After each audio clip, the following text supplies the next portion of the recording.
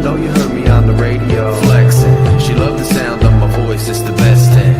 Daydreaming of the jazz all day. Pick up the phone late night with Larry K. I know you heard me on the radio flexing. She loved the sound of my voice, it's the best thing. Daydreaming of the jazz all day. Pick up the phone late night with Larry K. I know you heard me on the radio flexing. She loved the sound of my voice, it's the best thing. Daydreaming of the jazz all day. Pick up the phone late night with Larry K. I know you heard me on the radio flexing. She loved the sound of my voice, it's the best thing. Daydreaming of the jazz all day. Pick up the phone late night with Larry K. Fury fam out there all day. First of all, a big congrats to Adam Sadowski, an official Fury fam member. He's been a member for 1 whole year, bro. That's crazy. Adam is in the building, a member for a year. Let's all give Adam a round of applause. If you take shots, if you got them, take a sip of something if you got it. Remember, you can join too. Support the channel. Click the join button right here.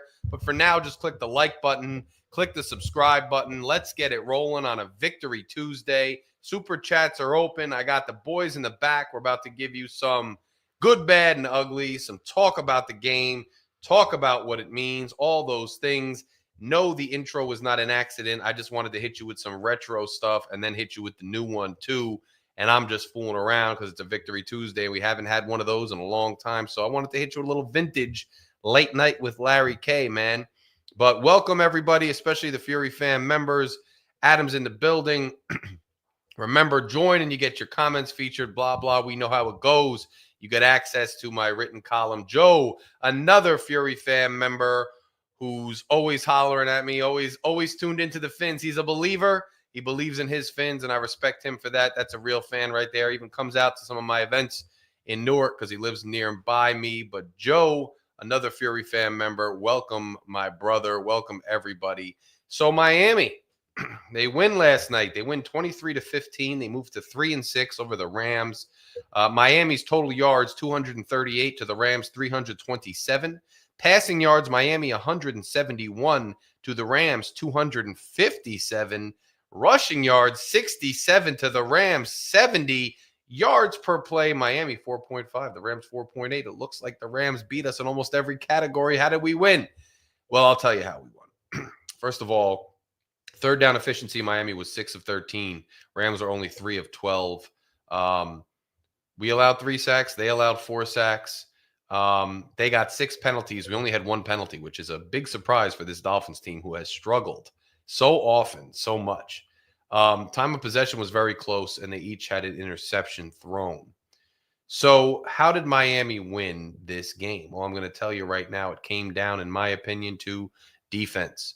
Miami's defense has been kind of getting close to breaking through all season. I've liked what Weaver's brought to the team. I've liked the energy I've seen. Calais Campbell, the man is my age. And while I'm sitting here in a suit and tie, losing my voice because the weather changed a little bit and, you know, way too much overweight, Calais Campbell's out there just dominating. Props to that guy. He's absolutely killing it. Worth every penny. As much as I chastise the Dolphins for their bad signings, that's one of their better signings. I absolutely loved it. I thought we were bringing pressure all night. I thought we played some really solid defense. And we got off the field when it counted on third down, time in and time out. And we really limited LA's success in the red zone. It was kind of a bend but don't break and didn't even bend that much. I thought the defense really showed out pretty well. I thought LA did not look crisp in a lot of areas, to be honest with you. I don't think LA is a great team. I understand they were 500. They are now under 500, and I think that's kind of where they belong. I don't think LA is particularly a very good team. So I'm just saying I wouldn't get overhyped. Miami is 3-6 right now. It's not like, you know, we are a shoo-in for the playoffs or anything. I will say that a lot of people out there we've seen, and California Kingfin, which sounds like a really good like fish dish or something, like a banging ass, like big salmon you catch offshore. But California Kingfin, who's always in the building, what's up, my brother? Always good to see you. He says Sanders didn't miss. Very, very good point. There was a couple times where Sanders was lining up for a field goal, and I thought, ooh, that's going to be a distance there. and yet he drilled it every time. So that also figures into it. Tua Tagovailoa, for his point, 20 of 28, 207 yards, a touchdown, an interception. Now, I think when you zero in on those stats from Tua, right, they're not going to blow you away. They're not jumping off the page or jumping off the highlight reel and saying, wow, this guy is, putting the team on his shoulders. He's a phenomenon, right? 20 of 28, one touchdown, one interception, 207 yards. What does that say to me? Well, that says that we have a quarterback who was efficient, who had very minimal incomplete passes, who got the ball where he needed to get it, and who did just enough for us to win a game with a good defense and a good running attack. Achane, only 12 carries for 37 yards, 3.1 a carry. Washington, 1 for 18. Hill, 2 for 11.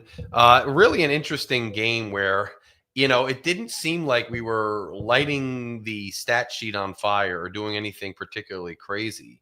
Our offensive line was, hit or miss. It's just the kind of game where we squeaked out a win with efficiency. Guys made plays when they needed to. The defense made plays when they needed to, and we squeaked out the win. And we have another official Fury fan member, Michael K., in the house. Sorry I'm late, been busy laughing because the majority of Dud fans believe their team has a shot at the playoffs. Michael K. coming in to rain on your parade. And I'll tell you what, in the northeast of this country, we are in a drought. So bring on the rain, Michael K., because we desperately, desperately need it, my friend. Although I enjoy the crisp fall air right now. I'm kind of digging that. But Michael K. makes a point. And here's my thing, right? I live in Jersey, and there's a lot of Giants fans and there's a lot of Jets fans. And the difference between the Giants fans and the Jets fans is if the Giants fans win a game, if they're having a bad season, the Giants fans still acknowledge, hey, we ain't going anywhere, The Jets fans, they beat the Texans last week, and you would have thought they were headed to the Super Bowl all over again, They turned the corner. Aaron Rodgers has this chemistry with Adams and Wilson, and everything's going to light up, and everything's looking up, and, you got to get happy. You can't give up. Unkillable, they say on New York radio here, and Brandon Tierney says. And I'm not going to be that Dolphins fan, right? I'm not going to rain on your parade and ruin your week because the Dolphins did win, and we should be happy about a win. But the Dolphins are 3-6, guys. So I'm not one of those channels that's going to fish for clicks. I know there's a lot of guys out there, a lot of channels, a lot of content creators. They're out there right now feeding you what you want to hear so they can get more clicks and get more hype and just go crazy. And, let me give you the scenario. We should win the next 2 games. Then we're going into Green Bay at a chance at 500. Is it possible? Yes, it's possible. Even if that happens, though, we're so far behind the 8 ball. We're so far out of the division. Where we have so many glaring issues that I'm not getting ahead of myself and starting to declare this a playoff team. I still think there's a lot of issues with this team. And Michael K. says, he'll be the bad guy so I don't have to. Remember, guys, click subscribe if you're in here. Become a member. Hit the super chat. Let's go. Let's get this Victory Tuesday rolling. But I'm not going to sit here and give you false hope. I still think this team has a lot of glaring issues. I'm not backing off of them. I think what we saw from Tua in that stat line was a quarterback who can be efficient, who doesn't have to blow you away, but can win games if the defense is playing well, the team's running on most cylinders, and their opponent is really not that great. I just don't think LA is that good. I don't think LA was, efficient at all. They look sloppy. They couldn't get out of their own way, and our defense did a good job, so not taking anything away from them. So Walker had the interception, really kind of a poorly thrown ball. He got under it. Great interception to have. Ramsey with a nice tackle in the open field. 4 tackles, 2 solo. Nothing really jumps off the page, though, aside from Campbell's play and Sanders' play and all them. So, at the end of the day, I'm going to hand it to the Dolphins. They were efficient, but they still didn't do anything that astounds me. Here's what I'll say about Tua, in addition to being efficient with that stat line. And Lucci, another member and obviously a co-host, says, "What's up, Larry, in the chat? What's up, Lucci? We are thinking about you, my brother, and we are broadcasting on this Victory Tuesday, so welcome in." Look, at the end of the day, what Tua has done the last 2 weeks, and here's what I will say. I've seen him now And look, he threw some balls just straight up in the dirt. He threw some balls that were way off target. Or even Joe, Fury fan member Joe, who's a big Tua guy, was telling me I'm not giving him a pass because he's played a little sloppy. That first drive, he looked good, but he wasn't like doing anything astounding. But here's something that I did think Tua did that we should pay attention to, that I think is interesting if this continues to evolve. The last 2 weeks, I've seen Tua take the snap, look downfield, pocket collapsing a little bit, needs a little space. I've seen Tua get outside that pocket, run around in space, keep his eyes down the field, and connect on longer throws. He had that really nice throw to Waddle. Now, that Waddle pass could have been a touchdown if he had seen him a little earlier. Waddle was breaking free, headed towards the end zone on kind of a skinny post, or it was a skinny post, it looked like. And then he stopped by the sideline. Tua sees him down the sideline. Tua keeps his eyes downfield and is able to get him that ball. I've seen that now more than a few times the last 2 weeks since Tua's been back from injury. 3 weeks, really. I've seen him scramble, keep his eyes downfield, find ways to get the ball out and find ways to keep plays alive and hit guys downfield. Now, Tua doesn't need to be the greatest quarterback. Tua doesn't need to, go crazy off schedule. But if he can stay a little bit off schedule and keep plays alive like that and make plays downfield, the team's going to be much better than it would be without him doing those things. Now, he's still got some turnover issues. He still had the safety issue. There's still some ball security issues. He had a fumble. We didn't lose the fumble, but Tua kind of pressure's coming his way and he just kind of botches it. It's not even like he got hit real hard. He just loses the ball and it falls out. So there's still issues there, and that's why I'm not jumping for joy right now with what this team has done. But I will say that, hey, a victory is a victory. We will take it. There are some positives to take from it. I really think a lot of this has to do with how good the defense played, how really the Rams had an inability to do much right, and that's where we find ourselves. You got the Raiders visiting Miami next week, and then you've got the Patriots visiting Miami. So you got a 2-week homestand, and both of those teams are incredibly beatable. And if you beat those teams, you are going into the next game, a game away from 500. You're going to Green Bay. Now, that's a night game at Green Bay. And that's going to be – is that Thanksgiving? I wonder if that's Thanksgiving. So we got a night game at Green Bay, and that could be 400 or 500 because the very next game, the Jets come to town. And then you got the Texans, the 49ers, the Browns, and the Jets again. Now, to make the playoffs, you've got to almost win out. And maybe you lose one more game and you're maybe on the bubble, but Miami doesn't have a lot of tiebreakers. They really don't have a shot at the division. They got swept by the Bills once again. And I don't see them winning out. I think this team has a lot of issues. I think even on paper, if they look like they should win, I still think that, there's a possibility that they, stumble in a game that you don't expect them to stumble in. That's just how this team's been this year. So I'm not getting ahead of myself. I'm kind of looking at the game for what it is, kind of seeing, where does that put us? Look at the positives, look at the things we still need to improve on. I still think this team has a lot of issues, but the way the schedule shakes out, it could be interesting down the stretch.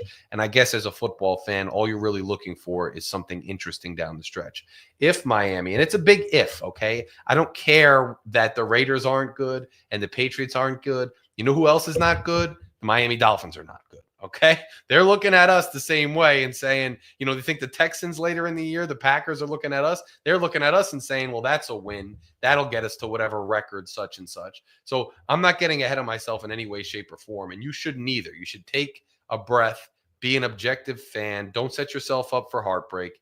Take a look at why we won. Efficiency from Tua, good defensive play, and really an uninspired showing by the LA Rams, who are kind of on this rebuild type valleyed out place right now. So I'm happy to get the win. I didn't think, Miami was going to totally lose out or anything like that. There's some things we can learn from it. There's some things we can be excited about. But that is where we are, and that is how I feel. So it'll be an interesting stretch. If we can win these next 2 games, I think it'll be a really interesting game at Green Bay, and it'll give us all something to cheer for and kind of get excited about. And as football fans, that's all you really want.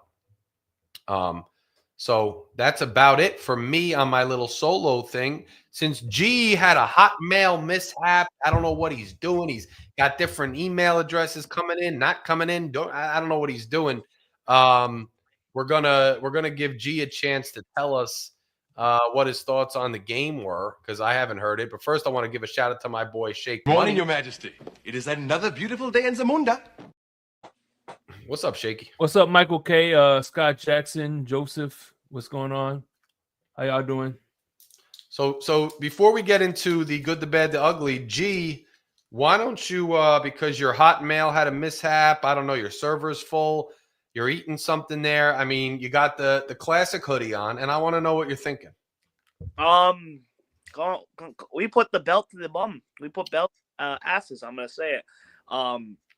Defense played good. Offense, I thought Mike McGeek was trying to sabotage us a little bit. First play, we had a nice pass to Waddle, and then Mike McGeek decides let's throw it backwards -5 yards the back 2 plays, and then we hit Waddle again, go down and get a touchdown. Great defense, playing great. Tua, he had a terrible pick. I don't know why he's tackling with his head. At least he made the tackle and stop the guy instead of letting him just run. But again, he needs to learn how to, like, he could have got a concussion again, could have fenced again, and then he would have been out again. That is very I can't think of it, but at least he made the tackle. I'm not going to fall into that, but I think he should not be doing that.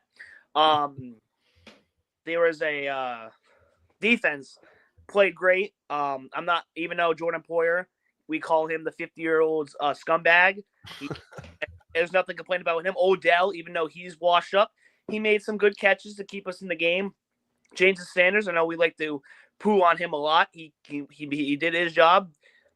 Defense did its job. We didn't allow a touchdown. Going into next week, we should win these next 2 games, Larry. I think we should put 70 up on the Raiders, even though they're coming off a bye, I believe. The Patriots, I'm a little worried about because of Drake May, but I still think we should beat them. Probably maybe by a touchdown. Again, I'm not getting my hopes up. I would love to say Super Bowl, but we're not winning the Super Bowl this year. Best case scenario with us is we win the next 2 games, have a little something to play with Green Bay. We make the playoffs, and then we go to Buffalo, Baltimore, wherever the 2 seed is, go beat them, end the streak, and then we go to KC, we get our bums whipped, and then we try again next year. I mean, that's the best case scenario. It sucks that, we won this game. Now we can no longer tank, because I don't think tanking anymore. And that sucks, because we could have restarted. But see, I'm now on the winning side. Let's go win. Let's go get the playoffs. Let's go get the 7th seed. And once you're in the dance, anything can happen. We could maybe be the 7th seed, maybe go on a run like the Giants. But I don't want to get a little too ahead of myself, because this team always lets you down. The Miami Dolphins always let you down. So at this rate, we won the next 2 games. We're back in it, 5-6 in Green Bay Thanksgiving night. We can. That is Thanksgiving then. I knew Shake. Yeah, it is Thanksgiving. I was like looking at Shake in the background to see if he would signal me, because I know he knew that and I didn't. But that, honestly, I want us to win the next 2 games, even though I kind of was hoping for the tank too, and I'm kind of like mad with this season. I want him to win the next 2 games just to make that Thanksgiving fun. Like, I want that to happen on Thanksgiving night. That'd be a lot of fun. See, the worst, we're in a good best case scenario. Best case scenario, we make the playoffs, 7th seed. We end the playoff streak, hopefully. Fingers crossed. We don't know what this team. And then we maybe make a little noise. Maybe we beat Kansas City somehow, go to the AFC title, maybe win that, go to the Super Bowl, maybe win that. I don't know. But just best case scenario, get to the playoffs, end the playoff streak, and then try again next year. Worst case scenario right now that we have entered is that we go like 7-10, 8-9, 9-8, one of those, or we barely make the playoffs, and then we have a Kansas City game, and then we run it back next year with Christopher, McGeek, and Tua. That's the worst case scenario. But let's win, man. Let's win. I'm putting the worst case scenario. Expect if what the worst case scenario happens, expect a big rant in the video. But right now it's playoffs time, baby. We gotta just get back in it now. I think we're running it back with them regardless because I just think that's where Ross is unless something crazy happens. Like now, I don't think we lose out enough for him to fire everybody. I'm still hoping for it, but I do like your optimism, G. And the reason I like your optimism is because once we screw up in the next 2 weeks, your rant is going to be awesome. So I'm getting ready for it. Shake though, by the way, man. The good, the bad, the ugly. Jake, By the way, this is the first time in a while. before I get into that, I just want to Joseph Featherline didn't understand Michael K's question. Listen, don't feel bad. Nobody understands that guy. If you want me to paint you a picture, Michael K is the type of person that will go to an orphanage on Christmas Day while the kid's playing with his toys. Why are you still happy about playing with toys? You're not going. You don't have any parents. So yeah, that's him in a nutshell, pretty much. That's a good way to put it, Mike. Yeah. Exactly. But anyway, so the good, the bad, the ugly. Of course, the good is that we won. I think, and the defense. We even though they were in field goal range, the defense pushed them back. You know what I mean? Mm-hmm. It pushed them back out of field goal range, and that helped us with the 2-digit lead at the end. You know what I'm saying? It really did. I mean, it did. Yeah. Yeah, they showed up when we needed them to, Shake. Look at the third down conversion differential. That's the difference in the game. The Rams could not stay on the field, and the Rams defense could not get us off the field, and that was the differential. Yeah. Okay, the bad is obviously look, Tua, we love you and everything like that, but yeah, and he's going to do it again, but tackling somebody that he threw the pick six, that could have been cost him his, Yeah. He could have been injured and been out for a lot longer. So, and the other bad is, like I said, the offense did not play.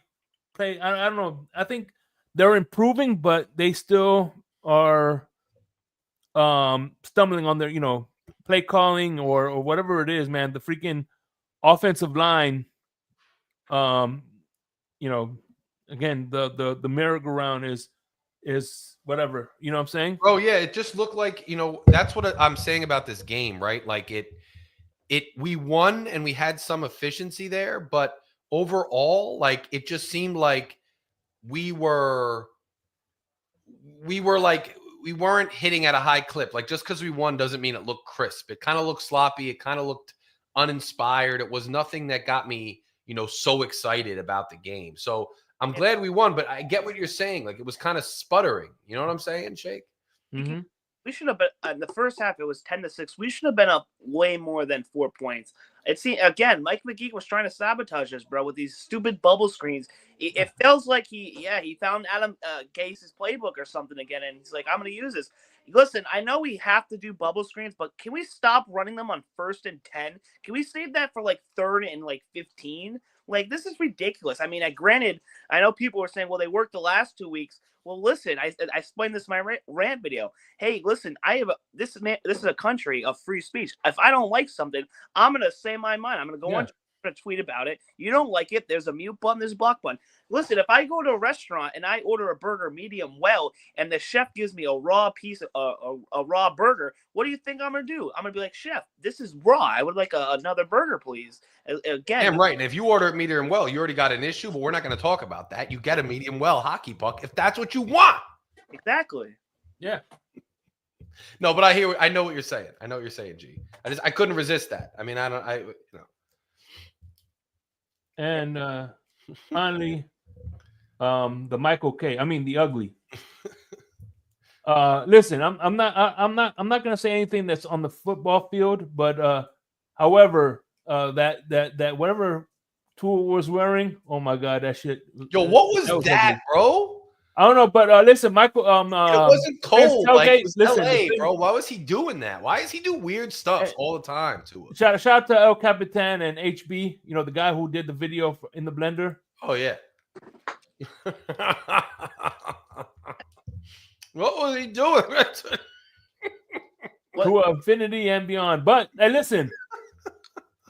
What's funny is, listen, if you grew up in the 90s watching In Living Color, right? Like I did. Oh yeah. Homie, don't play that, bro. Yeah. When I saw him, this is what I took a screenshot, and this is what it reminded me of. Bro, that's it. Bro, that's him. Why has he got that, bro? He looks like the new handyman.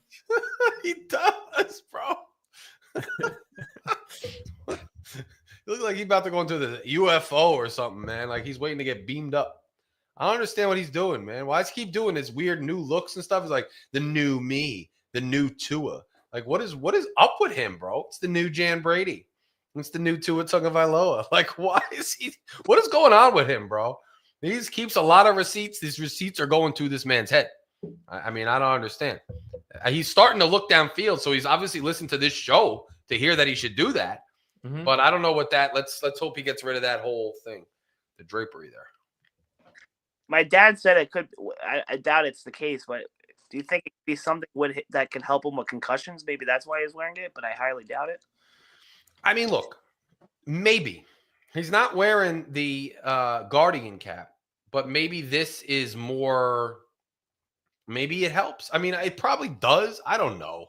I mean, the technology's so crazy these days that I don't know. I'm surprised nobody asked him about it because it's not like our media ever gives any real questions, so they might as well ask about his attire. I'm surprised they didn't. Or maybe I just don't tune into them enough because they're too much of click hunters and Pollyannas that I don't even bother. But interesting thing for Tua.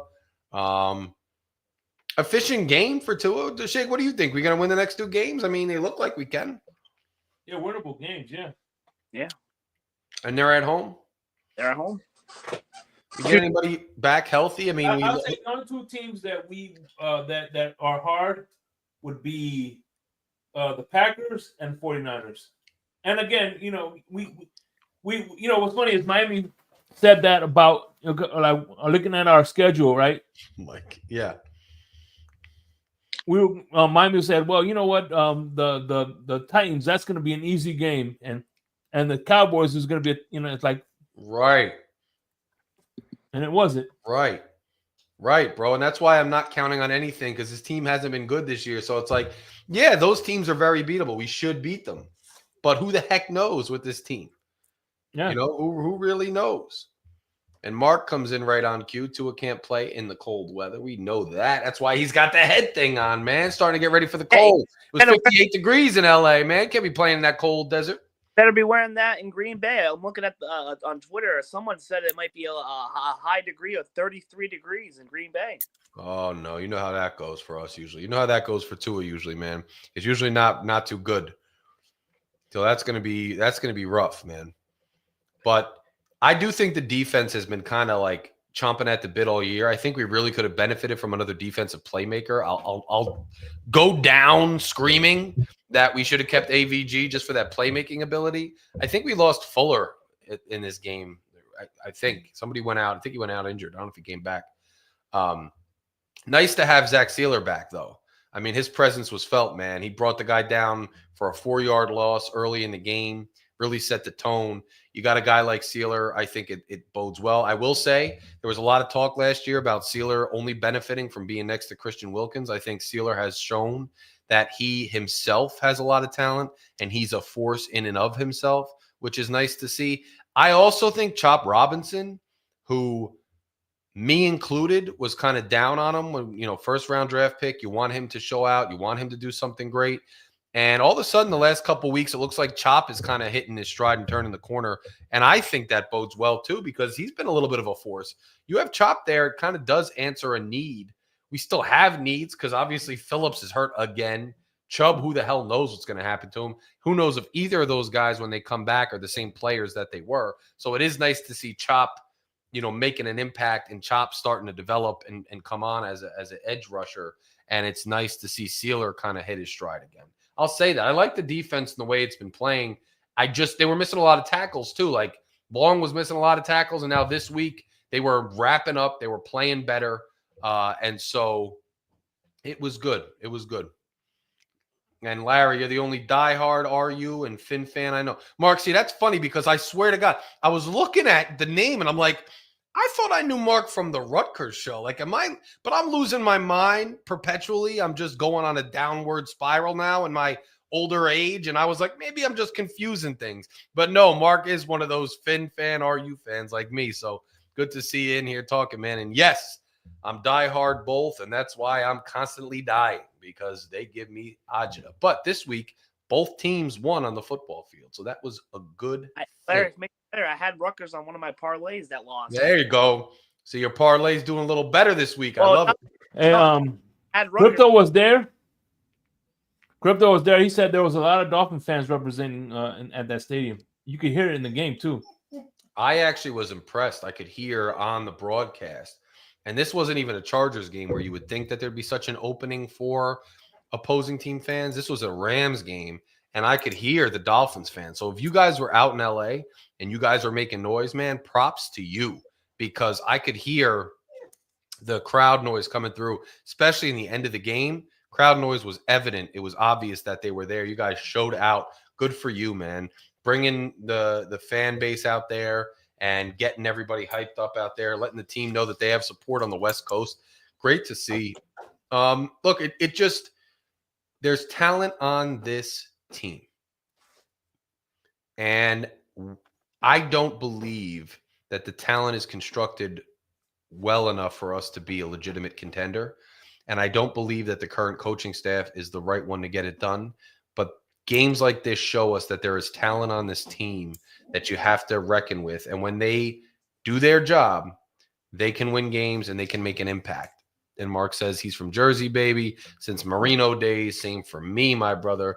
Marino, Dan the man, hanging on my wall here. Jersey cat from Jump. Got a lot of family in South Florida. Been going to South Florida since I was a first kindergartner, first grader, second grader, fourth grader, all the way up through now.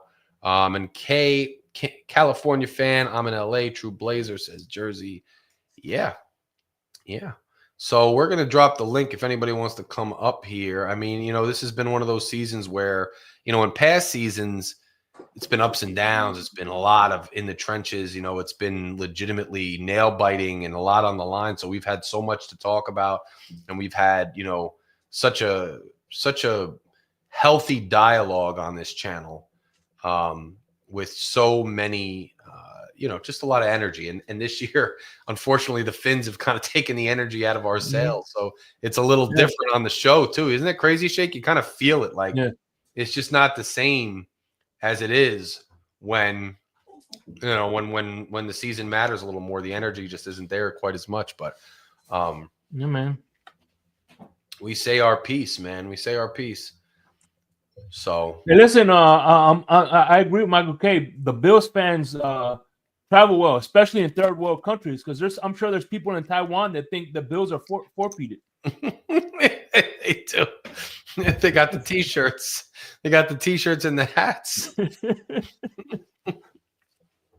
The Bills, man, they're headed towards another AFC East title. Can they get it done in the playoffs for once? Can they get to the Super Bowl? That's what I want to know. Believe it or not, I was very late last night. I was looking at the Bills' schedule and our schedule. We could still win the division somehow. You Bills are sick. 4 games or something. 5. You are sick, Greg. You were saying we could win the division. That's what happened last year. Remember, we were in the lead, and I was like, the Bills are going to win the division once we lost to Tennessee, and sure enough, they did. We got to get the Bills to lose first. What's their schedule like, by the way?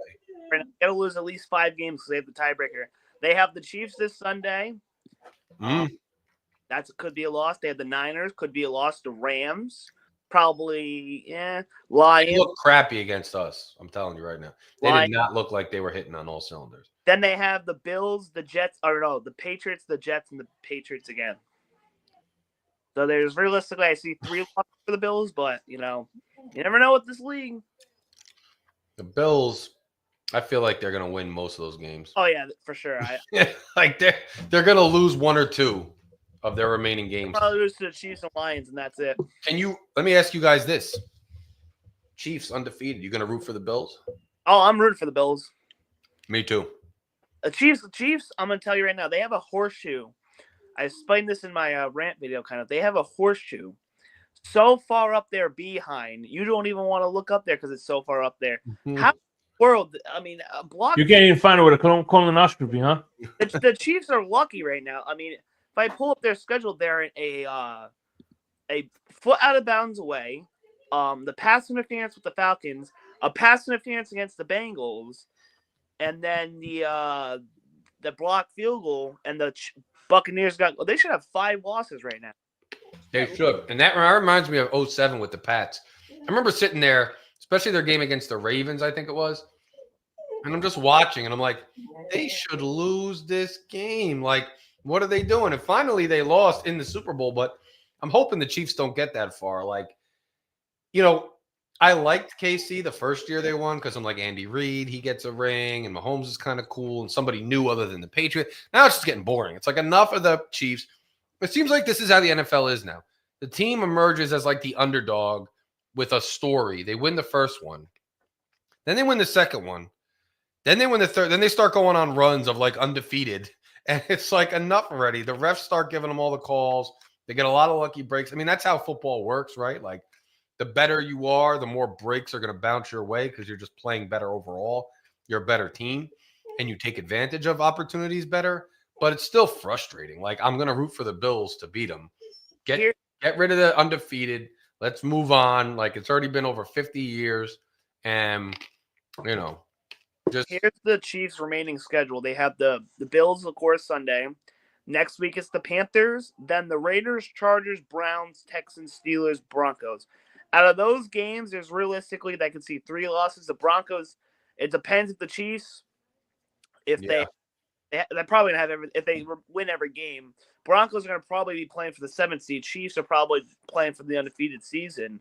So, I mean, that can go either way. It depends. And that's in Denver. So that's a tough. They got some games that you'd think they would win, but that could come up tough for them. Yeah. The Texans, too. I mean, the Texans, they almost beat Detroit. I'm pulling for Detroit, man. Detroit, their energy, the way they play the game in that city and that grit. And how about Campbell, man? I mean, I'm pulling for Detroit right now. Darren, I know isn't the head coach right now, too. Yeah. It's crazy. All the Dolphins. And then Darren Rizzi is the interim head coach for the Saints. Does anybody remember that? He used to be our special teams guy, and a lot of guys wanted Rizzi. Like, watch Rizzi go on a tear. Like, guys wanted. Remember, they wanted Campbell. They wanted Rizzi. There was like a campaign from some of the players to bring Rizzi, and everybody's like, no, he doesn't have the experience. And they're like, oh, Darren Rizzi's a good guy. No, now he's a head coach. And then Flo is over there with Minnesota, and they're doing pretty good. And because Darnold hasn't been great. Darnold's struggling, but that defense is playing good. He brings AVG over. He's been a monster. It's just like, bro, if Rizzi does well over there, and it's another one of those like hard-nosed guys, I'm going to lose it. And Rizzi was a Rutgers assistant. He's a Jersey guy. Oh, yeah. And he was with them for a while. So it's just like, my goodness. Well, I mean, he did learn under Sean Payton, so, it helps. Yeah.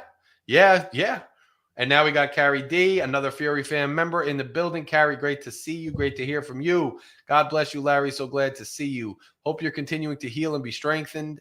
What a weird NFC East. I love the Detroit vibe. Can we get some of that in the Finn world? Carrie D, always a pleasure. Thanks so much for the well wishes. I'm recovering slowly but surely. Got sick a little bit this week, so my throat's hurting a little bit. My voice is struggling a little bit, but I'm still on here to talk to you guys about the Phins, to break it down with the fellas here, with G and Shake, and do what we do. Mm-hmm. So, yeah, I'd love to have that vibe in Finn's world. It's crazy. You look at other teams like the Detroit, and you're like, when are we going to hit? Like, even the Chiefs, bro, before they ran on this dynasty, they were terrible for years. Like, when is it going to be our turn to make a run? And you even look at the Jets, okay? The Jets are terrible. We all know it. They're a joke. But the Jets, in my lifetime, they went to 2 AFC East championships. They didn't win one, which is heartbreaking, but at least they went. Like, we haven't won a playoff game in, half my life. We haven't won since I was in high school, I think. We haven't won since I've been alive. That's insane, G. Like, you are the real diehard. Like, everybody talks about, like, the diehards are the old men who've been there since 69, who have witnessed everything. I'm like, actually, the best man on the gridiron is G. He was born in misery. He's lived in misery. He celebrates misery. He drinks misery for a Tuesday nights. Hey man, listen. I love like G is the real hero. The young generation are the real warriors. They haven't seen anything. They don't even know the Dolphins that we know, the Dolphins that we love, the history. And I know G now learns the history, just like I learned the history of 72, and you embrace it, but they never got to really experience how good the Dolphins were, bro. Even in the 90s, the Dolphins were a really good team. Even the early 2000s, they had good moments. G's first memory, to his credit, is the Wildcat game against the Pats because his dad was watching, which made him a fan. So he had the one season as a very young lad in 08, which one of my favorite seasons. I've talked about it on In the Blender. One of my favorite seasons was 08. I was there when we won the division against Favre, and that was fun. But other than that, G just doesn't have the memories. It's like he's a warrior, bro. Yeah. You know, I forgot. I lost my train of thought. And by the way, I think take the Chiefs going undefeated, winning the Super Bowl this year to break the curse. I think that's going to happen, and then that's going to be our time when the Chiefs go undefeated. Hope potentially this year. And if we move the stadium off that Indian burial ground, I think that could help. Those two things might help. Maybe just build a new stadium because once they got rid of the Orange Bowl, maybe that's the curse. Bro. Curse of the Orange Bowl. Yeah, we need to go back to the Orange Bowl. I think, yeah. Bro, because look at the Rose Bowl and these other venues. I understand the pro teams aren't there, but they didn't knock down the friggin' Rose Bowl, okay? They knocked down the Orange Bowl. Like, what are you doing? Like, rebuild the Orange Bowl. Like, honestly, rebuild the Orange Bowl as, like, give it that same design with the palm trees and everything in the opening, but just modernize it. Now, we're not going to do it anytime soon since, Magoo put the roof on the current stadium. But I do like the current stadium. Here he is. I just want you guys to take a look at him. Take a gander. This is the guy we deal with and we live with every day. And I want you to understand that. But he put the roof on the stadium, and it actually is a really nice stadium. And the roof makes it really nice. And it's one of the coolest stadiums, and it's one of the most fun stadiums. The parking, the walking bridges. I really like the stadium. However, I think it's cursed or something's cursed because when you leave one of the most storied stadiums in history, the Orange Bowl, for dead, and you come to a new one, maybe that has something to do with why you've never been good ever since. And I think it's really a problem. Just saying. And I was going to ask another question. Now I forget what I was going to ask at this point, which is kind of crazy. But who do you guys like? If not the Dolphins, who are you pulling for and to go all the way this year? For me, it's probably Detroit because they have never been to a Super Bowl. They deserve it. Dan Campbell is my guy. That's the coach I wish we had, but we'll let him go. They got Goff, who's been really solid. They got players I like. In the AFC, I want it to be the Texans. I think I like Stroud. I like their coach. They've never been to a Super Bowl, so if I had it my way, it'd be the Lions-Texans rematch from the last Sunday in the Super Bowl, but probably going to be Chiefs and maybe like the Eagles or something. So. Yeah, I would definitely like to see Detroit get it, man. The city's behind them. They've long suffered. It's just like when fan bases like that actually break through, I'm happy for them because I can't wait to hopefully one day be me. And it must feel amazing. Like I remember when the Cubs finally won the World Series, and I was like, people have lived and died, and they have never seen a Cubs World Series. So to see guys there, and even the old guys, even like Bill Murray there, I was pulling so hard for the Cubs to do that. I want, the Dolphins to do that one day. I mean, again, but it just seems we're so far off because honestly, I kind of got like a what do you call it? Like an apathy now because last year was the best team I'd seen on paper in so long, and they look like they had the best chance that I've seen the Dolphins have in so long. And for them to fall on their face to Tennessee and then just go downhill from there, Tennessee, it just was a smack in the face. And it just makes me like living through Marino, and there were a lot of years like that with Marino too in 94. And seeing that and then getting back to this point and once again me kind of resigning to the fact that they're probably not going to get it done is probably rough. California Kingfin says the Bills, so we can just get it over with and out of our system like a bad crap. And I get that, right? Like, how long are you going to pull for the Bills not to win the Super Bowl? Just get it out of our system. And I mean, honestly, if the Bills win, it would suck because I hate the Bills. But like for their fans, I mean, they are long suffering too, and they're a dedicated fan base. So Well, I'm glad you brought that up because the team I want to win the Super Bowl is anybody but the Bills. oh man, That is my Super Bowl. man. If I die 10 years from now or wherever I'm on my deathbed and I see the Buffalo Bills has never won a Super Bowl, I could die a happy man. You are a sick person. Let me ask you, Shake.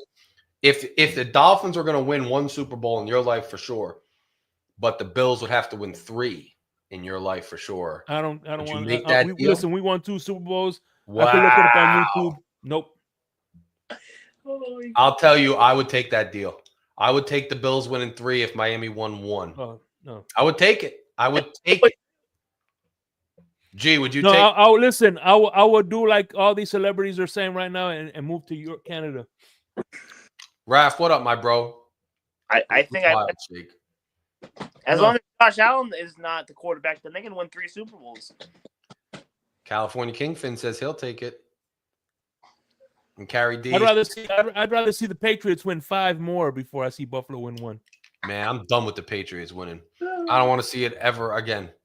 Harry D says the whole management structure in Detroit and all is well. They are in it for the city, for themselves. I just don't see Miami being able to pull that kind of collective unity. No, one thing, my buddy moved to Detroit recently from Newark, and he's originally from Kansas City. He's actually a big Chiefs fan.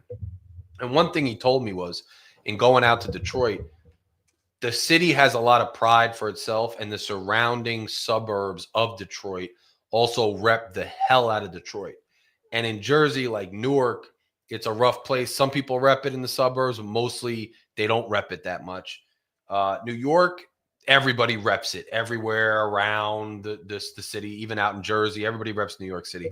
Miami, yeah, people rep it, but when you go down there's so many transplants, there's so many people from other places, and then they got some of that suburban city sprawl too. Like now you got Newark next to New York, you got like Fort Lauderdale, you got Orlando, you got like it's so much. There's a lot of diverse people there too, so it's hard to generate that like us against them mentality that Detroit has, that Buffalo has, bro. Like drive out to Buffalo, man. It's like Newark out in West New York. It's like it's its own thing. It's hard to get that in Miami. It's hard to get that in certain places. And so I don't know that Miami could generate that. They did have it in 72, but in the 70s, Miami was a different place, you know? So it's going to be tough. I still think we could be good.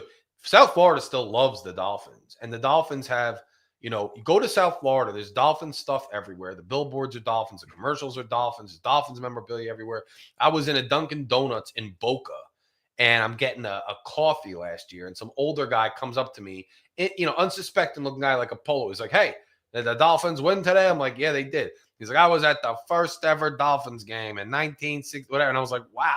And like the Dolphins permeate South Florida. There's a lot of pride for them down there. And when they're good, I mean, everybody can galvanize both in South Florida and in the rest of the country where we have a lot of fans. So I also think people migrate down there to see games. They have family there. They have condos there. So people are drawn to South Florida so that we can get that stadium rocked out with South Florida people or with everybody nationwide going to Miami for the game like I did last year. And if Miami's good, people make pilgrimages like every week. So you get Miami, I'm telling you right now, you get the Miami Dolphins in a home playoff game, and it's going to be loud as hell and packed out because you're not only going to have the South Florida fans there and the season ticket holders, you're going to have people from all over the country that are Dolphins fans flying down there to go to the game and to participate in the parties and the tailgate and get nuts. And I think what people are missing in that regard is get Miami a 1 seed or something. I thought we had a chance at it last year,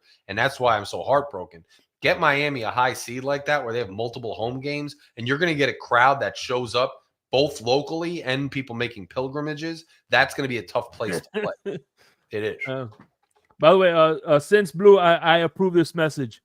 Buffalo is Canada's landfill. Oh, man. I approve that message, Since Blue. We got Michael K. Larry. You can't get that in South Florida, because most of the people there are Bills fans.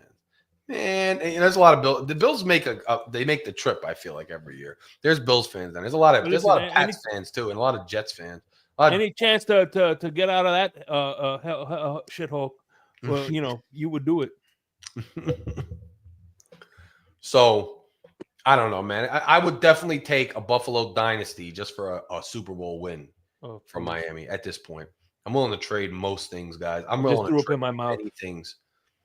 I would trade some things for the Dolphins Super Bowl. I would. And I mean, they got to win.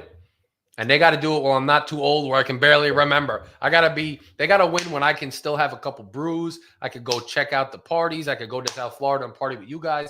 They got to win when it means something and I can enjoy the ride. I can go to multiple games, And listen, they could come up to me and says, hey, you could end world hunger. All we need to do is Buffalo win. I'm like, hey, you don't work, you don't eat. Forget about it. Food is overrated. God, you're sick. Bro, you're hateful Buffalo.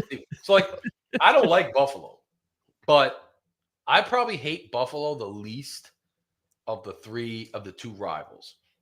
And my reason is the Pats, bro, watching them for 20 years just be the best team in the league. I just can't. And then the Jets, it goes without saying because I live in the New York area, bro. And I just the Jets I can't with the Jets. But I don't know. The Pats and Bills could flip-flop. I don't like the Bills at all. I definitely detest them. They're a rival. I hated them more when I was younger. I hated more the Flutie years. I hate Allen, but the Dolphins have really only been really good 1 year, which was last year. So how can I hate a team that Flutie and them, they were going toe-to-toe, and Kelly, they were going toe-to-toe when we were legit contenders and keeping us out of winning. The last 15 years, we really haven't been good. So especially since Buffalo's been good, the last 6 years, whatever, we haven't been that good. So it's hard to get mad at them when they're not stopping us from doing it. Even though they are, it's we're not that good anyway. Last year, I'll tell you the truth. One of the reasons I even made sure I went to a game and I was going to go back for a playoff game was that I wanted to make sure I was at multiple games the season the Dolphins went to the Super Bowl because I really thought they were that good early in the year. And they were on paper. And I know people are out there saying I'm delusional, all these things. And let me tell you this. The people that say I'm a hater and I'm negative and I can't just be a fan, let's keep it real, bro. Last year, when on paper we were one of the better teams in the league and we started out the way we did, I was full on the bandwagon. I wasn't blind, but I gave everybody their props. I was really excited. I was waving my flag, and I was excited. So I'm not a negative Nancy fan. It's just that the Dolphins rarely give me anything to get hyped about. And as a realist and somebody who could see what's really going on, you're not going to get me super excited at 3-6 when you couldn't get it done with a 3-game lead in the division, bro. I'm sorry. Yeah. Just saying, bro. I've seen too much. I mean, and that was a big letdown, bro. I'm just saying. Well, obviously, I've Cap for life is in the building. Cap for life. What's going on? Hey, listen, my hatred for Buffalo is because when I first became a diehard fan, I was Brian Cox. I started with Brian Cox, and that's how my Dolphin fans started that rivalry, and I'm always keep it that way. You know what I'm saying? If I don't hate Buffalo. Obviously, I don't hate Buffalo. I'm always joking. Michael K always trade shots at each other's city. Whatever it is, what it is. I'm sure it's a great town. You know what I'm saying? I really don't hate Buffalo.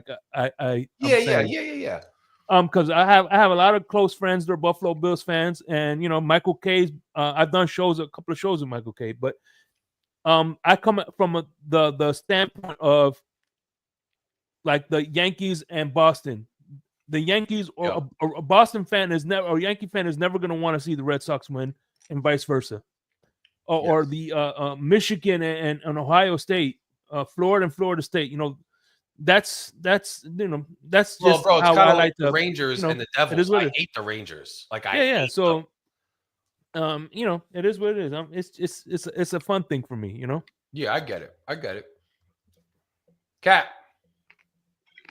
Hey, Larry, what's going on? Greg, shake brother. money. What's going on, Cap? What's up, bro? Yeah, no, I mean, like Shake said, man, getting to know these guys, like we have a lot of Buffalo guys always hanging out with us. So Yes. we learned to, not tolerate because, Mike K's a good guy. We met Mark before. We met a couple of other guys too. But we can't say the same about Jets fans and Patriots fans. They don't come to hang out with us. I think you remember No. Tyson used to hang out with us, Master at Work. That was about it. Yeah, but he Oh, retired. Master was the he only had some dude, he had bro. some Good health point. issues. I was just gonna say that there's a lot of Buffalo people that are like fam that rock out and support us, and I don't see it with the other two fan bases. Now there's some Jets subscribers on this channel, and shouts to them because they've said, "Yo, I just subscribed. I'm a Jets fan," but we don't ever see them in the building or around Yeah. us like that. It's a good point, Cap. It's a real good Yeah, point. JC is another one. My man Sal's another good Bills fan that comes frequent the channel, and of course Red Wine Bills. Sean from Red Wine Bills, another Oh, yeah. outstanding person. RWB. Yeah. That's why, bro. Like, as much as like I don't want them to win, I also wouldn't hate it because there's fan bases that I hate that are like bandwagon fan bases. Like Master is my dude. Master is one of the best. He dipped off social media, came back. I love Master at Work, but a lot of Yeah, Pats bro. fans, He was cool, bro. bro. He's real cool and he's funny too. Like I like that cat a lot. Hey, man. funny's funny, Larry, and he was yeah, funny, no dude. doubt. He Real was funny. He would troll TD, bro, with those videos, man. And he would come on here. And came up on here. Yeah, he's a great dude. And I was a small channel, and he came up on here. So I'm like, but there's a lot of bandwagon Pats fans, like a lot of bandwagon. The Jets fans are not, I wouldn't say bandwagon, but they're a little crazy. They get too excited all the time. Whereas Buffalo fans, they know football. Like they can talk about football, like, and they're dedicated to their team. So I can't get that mad and the heartbreak, bro. I'm not trying to simp for the Bills, bro, but the heartbreak they must go through with all those Super Bowls and never winning, like I can't feel bad if they finally got it. That's rough. Yeah. You know? Yeah. But yeah, man, talk to me, man. What'd you guys think about last night? I mean, Shake, Hey, I was listen. talking to Michael Leva and Josh Moser earlier, bro. You gotta watch their podcast earlier. They gave a nugget about Tyreek earlier that I think you're gonna find interesting too, Larry. Yeah, I always Yeah. watch Michael Leva when I'm like I'm playing video games or at work, whatever. I love Michael Leva, and he was on the show too. But Yeah. no, but Cat for Life, I'm gonna do you a favor. I'm gonna blame the defense. Like you want somebody to blame. Yeah, that man, I got sick of hearing that, Larry. I was like, bro, like are we gonna blame the defense this week for real? No, Bro, but I blame them. I blame them the week of. Listen, I'm gonna be the and I would give them the blame for the Buffalo game, but it's a small blame. I don't think they're the what I'm saying, but it is what it is, man. Yeah, I mean, like everybody says, like we all can be constructive criticism is always good. You can blame whoever you want. That's fine. you don't have to. But I agree. mean, like, yeah, exactly. Like at the end of the day, nobody's wrong. It's like what we keep saying, both things can be right. Yeah, Like that's just been the story of this team this whole season, bro. As a team, bro. It's just like as a team, they got a lot of problems on this team. I think we could all constructively talk about, okay, the quarterback has this limitation, the defense has this limitation, but week in and week out, it's going to be somebody's fault. And so far, the team is 3-6, and they're 3-6 for a reason. So we bring it home, and I'm happy about it. Well, I heard about Tyreek that he's saying that his wrist was hurt worse by the arrest, and there was some rumors he was going to maybe take a season-ending surgery if he lost. I don't know if there was any truth to that, but I guess. Well, I'm telling you, I don't want to say too much because I told Mike, out of respect for him, I wouldn't break it. But it's. Let me. I gotta check it out, bro. Hey, but you know what I find, Cat for Life. You know what I find crazy is that, like, Pete, right? We all know Pete's stance on Tua, Pete, right? And it's like, I'm like, let me ask you a question. Would it make your life a lot better if Pete said he liked Tua genuinely? Would it make your coffee taste better? Who gives a fuck who cares if Pete likes Tua or not? Why are so many people hell bent on trying to get people to get Pete to say I like Tua? It's not going to change your life any. Spoiler alert. No, true, bro. So I mean, go ahead, Cap. It's a catch-22, man, because the past 2 weeks he's been trolling with the positivity train. Yeah. But I mean, damn if he does, damn if he doesn't at this point, because it's just, once you have your stance, you have your stance. I have my stance too, and I'm critical on Tua, and I'm gonna be critical because I can do that.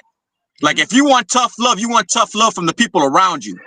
And if you don't get that tough love, that means you're not being talked about. And if you're not being talked about, that means nobody care about you. Yeah. So take that with a grain of salt. But you're gonna hear me keep being constructively criticism for me coming through any type of the position of defense or of offense.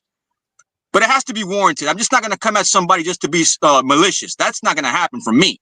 No. Yeah, you bro, got to that's give me not how something. you are, bro. That's not how you are. Some people are maliciously negative to Tua, and some people are maliciously positive to him and negative to everybody else. And I think it's like a troll tactic, to be honest with you, because nobody can be that far to one side or the other, but people can be crazy. So I have no idea.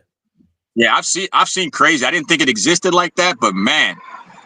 Yeah, it's wild. I just want I've to point seen out Sign Blue just because it's funny. He says, "Can someone please tell Mark Anthony, Capri Pants McDaniel, not to call any bubble screens, sweeps, or sideways plays anymore for the love of Shula." It's just a well-constructed comment that I thought I'd highlight. I mean, I like that. It's tactful. Yeah, well, he's got to stop with the side-to-side plays. I honestly think Mike McDaniel is tapped out at this point. What I honestly think is Tua is now playing off script more. Good for Tua. But Mike McDaniel hasn't shown me any evolution or any innovation since last year. He burst onto the scene with these motions and these timing routes that gave Tua a leg up and emphasized his strengths and suppressed his weaknesses. But since teams have caught on to that, I think McDaniel has kind of hit a plateau, and that plateau is persisting. I don't think that McDaniel is going to get us any further because as a tactician, he's now limited, and as a motivator and as an accountability expert, he's never been very good. So what are we going to get from him going forward? I don't think a lot. Well, to be fair, listen, I don't care about the screens and bubble screens because the touchdown was an end around. I mean, they have been successful, but don't act like it's the only play in your playbook. And secondly, I think you know what, Mostert. Remember, if you look at the run game, Raheem Mostert fumbled 2 weeks in a row. Lou pointed this out, and he was in the game, but he didn't run the ball as much. So I think he's starting to take more kind of, there's a linebacker, a middle linebacker is not starting, and he has a captain on his chest because he hasn't been playing well. So I think they are starting to take a little bit of accountability. Fair enough. Yeah, and he did say that recently. He said it after, what was it, the Cardinals game or a couple games ago? He did say, or maybe the Indianapolis game, he said, there's got to be some accountability. So maybe he is turning the corner. Maybe he is evolving in that regard. And that's a good point, Shake. So we'll see if it works. And if it works going forward, it was a better showing this week. So maybe it is starting to work. And by the way, you guys, if you're watching, click subscribe, hit the join button, become a Fury fan member. We're still growing this channel, even though we're kind of in a weird year for the Dolphins. The channel's still growing. We're still here. And Cosa Nostra says your podcasts are anti-Tua. No, they're not. They're not anti-Tua. They're pro-Dolphin, okay? If Tua is not playing well and Tua looks like he has a limitation, if he can't play in the cold weather or he fumbles or he creates a turnover or he shows limitations, this is a pro-Dolphins podcast. We're going to call it out, man. And if Tua kills it, then we'll say, then he says, we always BS, bro. Go back on this channel. On this channel, I have a clip of me arguing with TD Phins talk last year.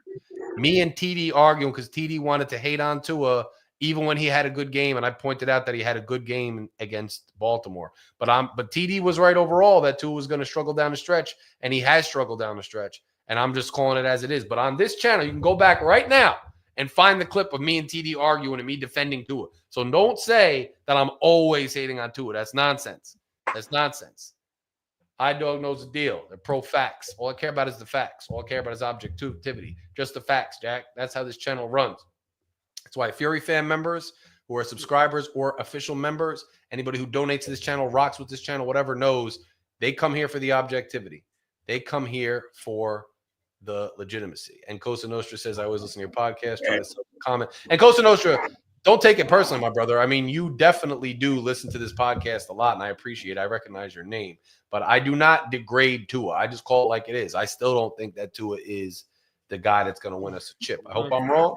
I'm a Dolphins fan. I'd give anything to be wrong. I'd give 3 Bills Super Bowls to be wrong, my bro. But he's trolling us, man. He's trolling us. Yeah, he's got to be trolling. Because Cap, I would not only give 3 Bills Super Bowls to win a Super Bowl, I would give 3 Bills Super Bowls to win a Super Bowl and make Tua a first ballot Hall of Famer, bro. I'm a Dolphins fan. I got nothing against Tua except that he ain't done it for us yet. That's it. 100%. You know? That's it, bro. There's nothing wrong with saying that either. Right, bro. Like, it's just I'm keeping it 100, man. 100. No, man. Anyway, I'd give Kim Jong-un the nuke buttons before I'd give Buffalo a Super Bowl. But anyway, here's the thing about McDaniels. You know, if you look at, you know, we always talk about how we wanted these coaches, but if you look at Dan Campbell didn't start off winning. He had 3 years of losing seasons, and they stuck with him. You know what I'm saying? So it's like we had 3 good seasons with McDaniel. You know, 1 bad season, and all of a sudden we want to throw out the baby with the bathwater. I mean, we gotta, you know, and let's be honest with you. Let's be honest. When you anything in life, we are our best learning are the things we learn the best, and is when things are going bad from our mistakes. We learn from our mistakes. And if, you know, let's say you had a bad test like Greg, you know, next time, you know, you came harder and you didn't say, oh, fuck, I failed this test. Now I'm just going to give up. No, you hit harder. You know what I'm saying? So I just want to give Mike McDaniel a chance to see if he could correct things. That's what I did with Brian Flores, and I'm going to do the same thing with Mike McDaniel, man. Let me ask you this question real quick, Larry, before you even get even further, because I know where you're going, and I want to ask you 3 this. If we were so critical and saying what we see, would you think Tua would be the player he is today, minus the concussions? No. Like, I think Tua, I think we're calling it like we see it with Tua.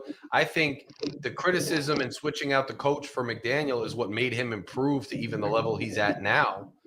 I think that with reference to the coach situation, you know, I think part of it is, yeah, you saw what Campbell's doing, but if you see the trajectory of a team and you can see what's going on, like people who really study football and understand it, you know, if the team's headed in a good trajectory based on a vision and based on a building, you know, tactic, or whether the team is stalling out. And in my opinion, Campbell was building something culturally from the ground up that was going to take some time. And they traded away their starting quarterback. He won a Super Bowl. They got a quarterback who the Rams were kind of done with to move on from. And it was going to take time with all those assets to build up the type of team he wanted. Whereas with McDaniel, you basically said, Flores is taking too long and he ain't rocking with the quarterback we picked. So we're going to ship him out. We think we're ready to win now because we're going to go get every asset possible under the sun and give you every asset you want, spend like drunken sailors, go trade midseason for other pieces, and all you have to do is emphasize to his strengths and de-emphasize his weaknesses, and that's our ticket to victory. And that didn't work in its pinnacle last year, and it's even worse this year. That's just why I think people could see the good years out of McDaniel and see the bad years out of Campbell and still reasonably say, I don't know if this guy can get it done. But you're obviously the opinion that he could get it done is valid. That's just my perspective. Yeah, because, you know, for him to come back throughout all the, you know, adversity he's been through throughout his college years, high school years, and pros, I'm not going to take that away from him, bro. I'm never going to take that away from him. But all of us have seen that he overthinks too much, and I think that might be our fault because these guys they're kids. They're not kids, but they're not full-grown adults yet. So they are listening to us. So maybe we might have some influence on them. But at the end of the day, bro, for people to say that we're hyperbolic about the way we react, Miami's a different animal, man. Like, we've seen a lot of stuff and we've dealt with a lot of stuff. So it'd be warranted for us to be a little bit hesitant. Yeah. So I'm at a show me state. So for me to be critical, I think it's warranted. But for people to go overboard and say, hey, you guys don't do this, you guys hate that. No, bro, we love the team. We're actually trying to help the community grow by putting the Dolphin name out there. And I think it's worked the past 3 years, bro. We're the #1 team as far as streaming on the internet. That's crazy. Yeah, no, we have a good community. We're trying to get more and more people on board. We love the team. You know, we spend a lot of effort and energy on the team. We spend a lot of effort and energy repping the team. So to say that we're not, true fans or whatever, just because we don't Yeah, get bro. everything they do is silly. And I was proud of the team last night, of the fans that showed up to LA, bro. They played Solo D song, bro. You heard Solo D song? yeah, I didn't even know that they played. They did. That's dope. No, yeah, look, We're at the end trying, of bro. the day, man, I think we're trying. I think you're doing a hell of a job, Larry. Shake's doing a hell of a job. Greg, I see his shorts out there. Like, we're doing our part, bro. Like, but if I had a show, trust me, bro, I would do the same thing in a positive manner, bro. But I relate through you guys, and I feel the vibes from you guys. And if I feel the same and you guys feel the same, then I'm not wrong. right. Now, we're going to have our disagreements and our divide. But, bro, like we said from day one, it's about the logo. That's why we're here. That's why the chat's down there. That's why we love the chat, too. 100%, bro. 100%. I agree with you 100%. And right now we're 3-6, and we have legitimate concerns. So, And we're still here. There's a lot of people you don't see anymore. yes, they disappear, and that's why the views are down a little bit, and the conversation's down a little bit because people don't even come around anymore. But I'm still here. Shake's still here. You're still here. G's still here. Everybody in the chat right now is still here. Hit a like and a subscribe for that if you're still here. But everybody's still here, bro. And I think part of the job, too, as an NFL player, man, you're getting paid 6 figures and beyond, 7 figures.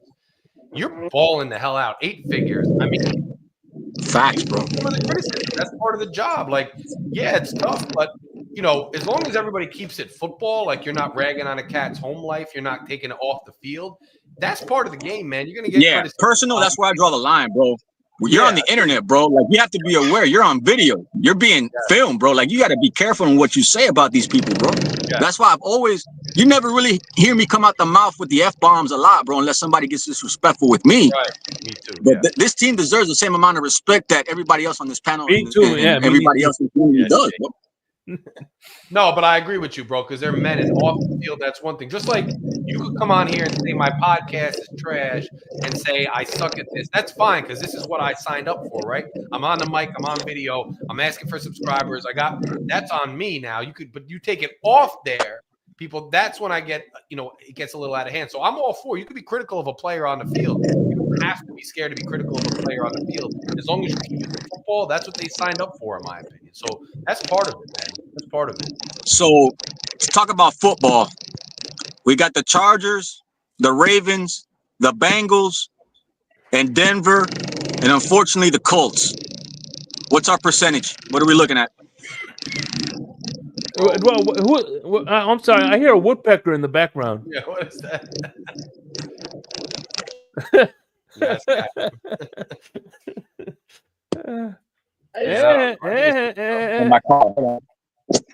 I think it's gonna be tough for us to make a run, bro. I really do. We're gonna have to beat either the I just don't see it. Texans and 49ers. We have to win either 2 out of 3. We probably have to win 2 out of 3 against those teams to have a realistic shot. I mean, honestly, I think we win the next 2 games, get back in the 5 and 6. We're gonna need teams. We're gonna need teams to lose. And last year we were in a position where teams could lose, and we knew we were in. But now this year it's back to the same old Miami Dolphins where we need teams to lose. Thank you, Michael K. I appreciate that. But I agree with you, G. I agree with you. We need teams to lose, and we need to keep winning. And I just think, look, we're 3-6, bro. We won a game. That's cool. But I didn't see anything in that game that necessarily led me to believe that we're going to be some dominant force that's going to, blaze through to the end of the season without losing a game. I'm not there yet. Now, you win the next 3 and you get to 500 and you beat Green Bay. Now maybe my tune is changing based on what I see on the field. But until we get there, I'm not getting on any kind of train, man, because I just can't. As an objective person, I just can't see it quite yet with everybody in front of us. The fact we got swept by the Bills, all that. And, as a fan, I can't build myself up that high because it's just going to create, more heartache for me. So I'm curious. I'm going to keep watching like I always do. But until we follow through and actually win that game, I'm just not as confident. But we'll see. We'll see, man. Yeah. Time always tells. Yeah. All right. And by the way, guys, my throat is like I'm losing my voice bad right now. So I gotta calm down now. I gotta hop off. I'll give each of you on this panel a final thought and a prediction for this week and what you think is going to happen. And Michael K says, I give Shake money too much billion time. Shake is that dude. Michael K just taking shots, man. Cap, we'll start with you, man. Final thoughts on the win and what do you think is going to happen going forward? Cap, you there? G, we'll go with you. I'll make it short and sweet because I got to get started on this homework here. Great win last night. Defense is back. Offense needs to clean up its stuff. Just clean up their act. Stop throwing on negative passes on first and second down. We'll be good there. I think we should win comfortably this week. I think we should put 70 on this team, but I still think we should win by a comfortable margin. I think we should destroy the Raiders. It wouldn't surprise me if we lose this game, but if you lose this game, it's over. You lose to the Raiders, you pack it up. But, it's going to be – I think we should win comfortably at home. Fans get to see a win, and we're on to the Patriots. I love it. All right, let's do it, G. Let's do it. Cap, your final thoughts on the win and the season going forward, my brother. Yes. Can you hear me now? Yes, sir. Yes. No, thank you, Larry. Thank you, Shake. Greg, thanks for keep doing it, man. Just for being there for us and everybody out there in the chat, man. For me, gentlemen, I say we hit 31. They get 28, or not even 28. They probably get 24, but we get the victory. Move on to the Patriots. Keep the good flow going. You know what I mean? We deserve it. I love it, Cap. Thanks for coming on, bro. It's been a while, but I know you're always in the chat, but it's been a while since I heard you, bro. It's great to have you up, my brother. Yeah, brother. I'm always out there. You know that. Look, have a good night. Talk to you soon, brother. Hands up, man. Shake Money. Final thoughts, my bro. Final thoughts. Michael K, I love you too. As a matter of fact, here, let me give you the what's that? The universal sign language for love. So, yeah, man. Listen, I've always said this before. Dolphin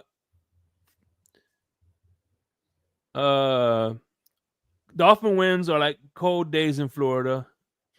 I enjoy them whenever they come around. So. As a matter of fact, listen. I know it's a cheap sparkling wine, whatever. But I seen this thing, but it's called Andre Mimosas. It's like a ready to drink mimosa with pineapple, whatever it is. I'm gonna be doing that on the happy hour. So yeah, man. Listen, I'm gonna enjoy the win regardless. I'm gonna take it how it comes. So, hey, man. Let's just enjoy this until next week. I love it. I'll be watching the happy hour, my brother. So, end of the day, man, we got to win. I actually predict we win the next 2 games. I'm still not sold on a playoff run. I'm still not sold on Miami being great. But I do think that we win the next 2 games, and that'll set up a fun Thanksgiving. So that's all we can hope for. And if we can pull that off, it makes for an interesting season. Thanks to everybody who's reached out to me about the health issues. Thanks to the guys, especially Shake, G, Lucci. Thanks for Cap for coming up tonight. Special thanks to Shake, who gets these shows set up before I can even get on. So I walk in, whatever I'm doing that day, and it's already on deck. And Shake's a busy man, so it's awesome that he's able to do that and hold down the channel when I'm not around, and also rock with the happy hour, man. Make sure you tune into the happy hour. That's my Thursday night listen, is the happy hour. The guys will get you ready for the game this weekend. So make sure you check that out. Special thanks to all the members out there, all the subscribers out there. You guys are awesome. And it's absolutely great to see you around. You inspire me. You keep me going. This channel is your channel. This is the Objective Working Man's Phins channel. It is what it is. And we absolutely love what we do. We love being here for you guys. We love rooting for the Phins, even in down years. And we love talking the Phins with you. So make sure if you haven't done so on your way out, you click subscribe. If you haven't done so on your way out, consider clicking join and becoming an official member. I'll have a written column out later this week. It's always fun. And I know I'm working on other content, but this recovery and stuff has been tough. Shake's got the ideas for the content coming. So we do have stuff. And some of that may actually take shape in the off season as we get ready, where we have more of a break to be able to do that. But I'll talk to you guys next week for certain. Shake will talk to you guys Thursday. This channel will talk to you guys Thursday. And until then, we are out. I know you heard me on the radio. Flexing. She loved the sound of my voice, it's the best thing. Daydreaming of the jazz all